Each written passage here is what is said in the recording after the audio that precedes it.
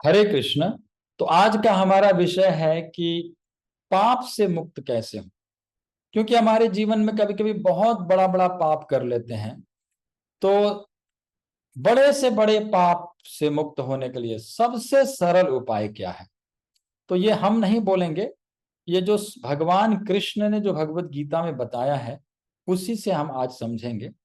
तो भगवान कृष्ण ने भगवत गीता के इस 18वें अध्याय के 67 नंबर श्लोक में भगवान ने कहा है, पाप से मुक्त होने का उपाय भगवान ने स्वयं बताया है। तो भगवत गीता के 18वें अध्याय है ना, भगवत गीता 18 अध्याय नंबर 18 में श्लोक नंबर 66, इसमें भगवान कहते हैं कि सर्वधर्मान परित्यज्य, माने सब धर्मों को परित्याग कर दो। सर्वधर्मान परित्यज्य और माम एकम शरणम व्रज, मेरे एक के शरण में आ जाओ। माम एकम, मेरे एक, शरणम, शरण में, मेरे एक शरण में, व्रज, आ जाओ।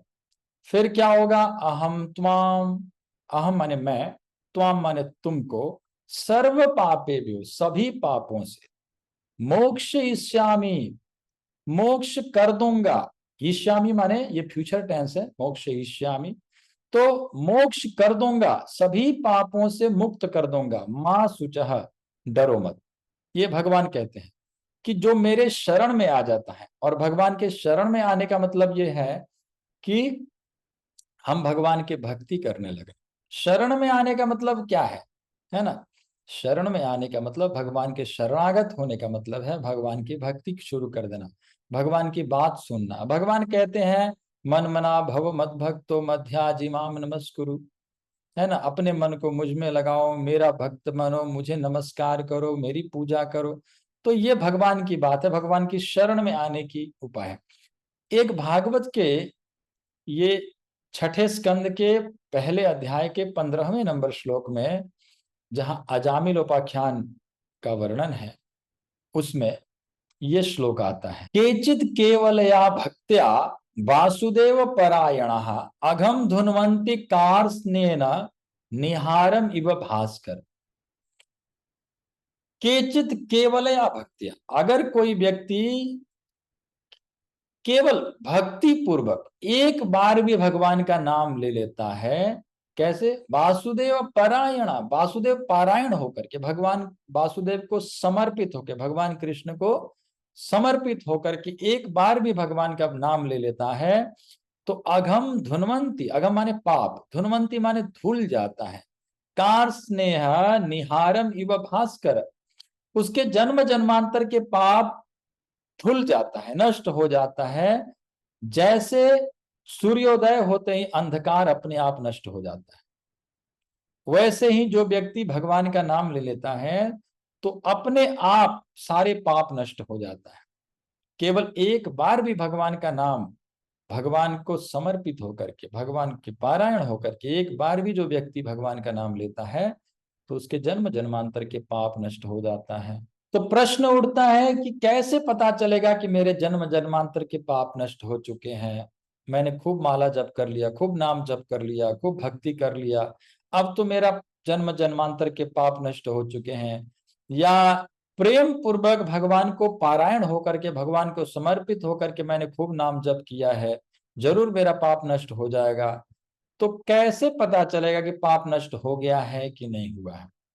तो इसको बताने के लिए भगवत गीता में ही, भगवत गीता के 7 के श्लोक नंबर 28 में भगवान ने बताया है कि पाप नष्ट हो जाता है तो उसका पहचान क्या है, कैसे पहचाने, कैसे अपने आप को समझ पाए कि हमारा पाप नष्ट हो चुका है। येषाम त्वंत गतम पापम जनाना पुण्य कर्मणा ते द्वंद्व मोह निर्मुक्ता भजन्ते माम दृढ़व्रता।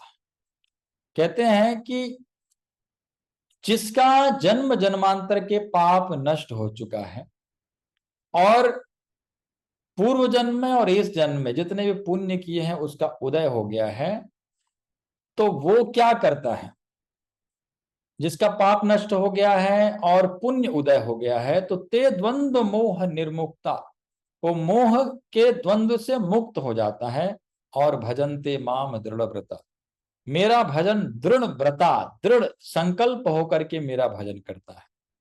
तो कहने का मतलब है जो दृढ़ संकल्प होकर के भगवान का भक्ति करने लग जाता है, भगवान के भक्ति में बहुत अच्छी तरह से लग जाता है, वही जन्म जन्मांतर के पाप नष्ट कर चुका है। समझिए, उसका जन्म जन्मांतर के पुण्य उदय हो चुका है, पाप नष्ट हो चुका है, इसीलिए वो भगवान के भक्ति में लगा हुआ है।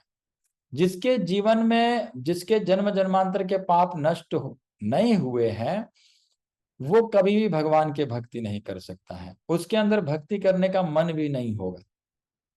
तो इससे ये हमको समझ में आता है कि जो भगवान के भक्ति में लगा हुआ है, बहुत दृढ़ संकल्प के साथ भक्ति कर रहा है, इसका मतलब उसका जन्म जन्मांतर के पाप नष्ट हो चुके हैं। तो भक्ति करता है दृढ़ व्रता होकर के, दृढ़ संकल्प होकर के भक्ति करता है, और वह भगवान के धाम को चला जाता है, क्योंकि वो जन्म जन्मांतर के पाप नष्ट कर चुका है, उसका जन्म जन्मांतर के पाप नष्ट हो चुका है, और वो भगवान के धाम जाने का अधिकारी हो गया है। तो इसीलिए भगवान के भक्ति करना जरूरी है। और भक्ति में अगर मन नहीं लगता है तो भी भक्ति करिए, नाम जप करिए, भगवान का भक्ति करिए, इसमें लगे रहिए। एक दिन आपका जो पाप नष्ट होने लग जाएगा, आप नष्ट हो जाएगा, तो आपका मन भगवान में लगने लग जाएगा। और ये इसी से ही, केवल इसी नाम जप से, भक्ति से ही धीरे धीरे पाप नष्ट होता है और भगवान में मन लगता है। तो भगवान का भक्ति करने से आपके जितने भी जन्म जन्मांतर के पाप हैं, या अभी इस जीवन में आपने बहुत बड़ा पाप कर लिए हैं और आप चाहते हैं कि इससे मुक्त हो जाए, तो इसका एकमात्र उपाय भगवान के भक्ति में लग जाना, भगवान के शरण में, भगवान का नाम जप करने लगा, भगवान की भक्ति में भक्ति करने लगना, और दिन रात भगवान को स्मरण करना, याद करना।